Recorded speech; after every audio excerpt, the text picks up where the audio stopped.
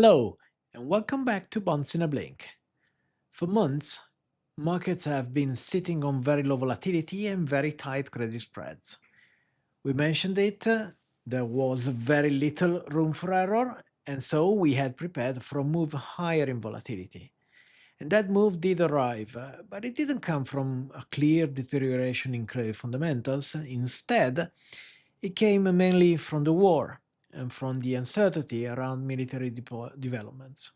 And that kind of risk is harder to model and harder to price. What we can do as investors is stay disciplined and look for areas where stress is creating valuation gaps. The first point is spreads in the US and in Europe. They've moved wider as risk aversion has increased. That is normal, but the widening has been only partial. Even versus last year's volatility episode, which in the end was not especially severe in historical perspective, this is still a contained move. So credit is reacting, but it is not yet pricing a full stress scenario. A bigger adjustment has taken place in rates. Markets had been positioned for rate cuts. Now, year-end expectations have shifted materially. In Europe and in the UK, markets have now moved toward pricing hikes instead of cuts. In the US, the amount of easing priced into the curve has been reduced.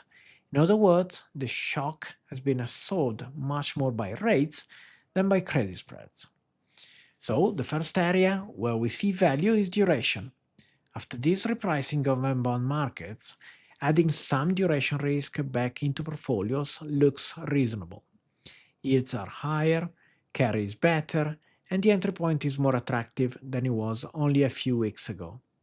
Credit, by contrast, is still not pricing a disaster scenario, but there is one part of credit where stress is much more visible. The eye of the storm is private debt. And to be completely clear, private debt is a broad universe.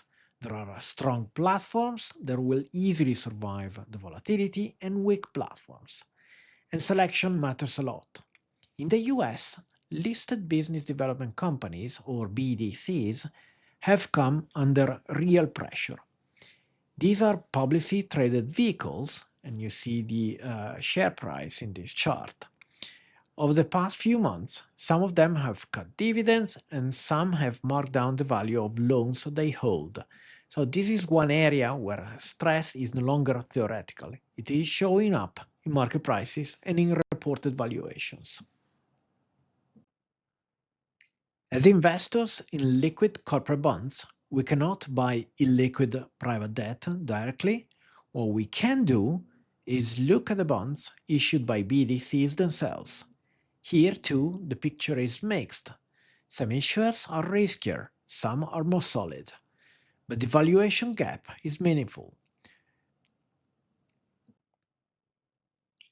On average, bonds issued by BDCs, which are broadly BBB and therefore investment grade, are offering around 150 basis points more spread than BBB bonds issued by non-BDC corporates. That is a large premium for the additional risk.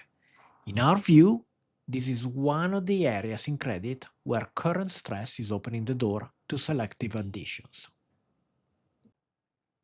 If we move outside the private credit, the recent move in the broader credit market has actually been modest. Negative, yes, but not dramatic. And it is still difficult to say where markets will go over the next few weeks. Our core message stays the same. Banks continue to be the stronger part of the credit market. They've outperformed over the past year, and we believe they can continue to outperform in the near term. So we remain positive on subordinated bank debt. The part of the market that still looks weaker is high yield, especially the more leveraged issuers. The clearest pressure is in the CCC segment, where refinancing risk is higher and the margin for error is very small. So our positioning doesn't change. We stay overweight subordinated bank debt and underweight high yield. Thank you for watching and see you next time on Bonds in a Blink.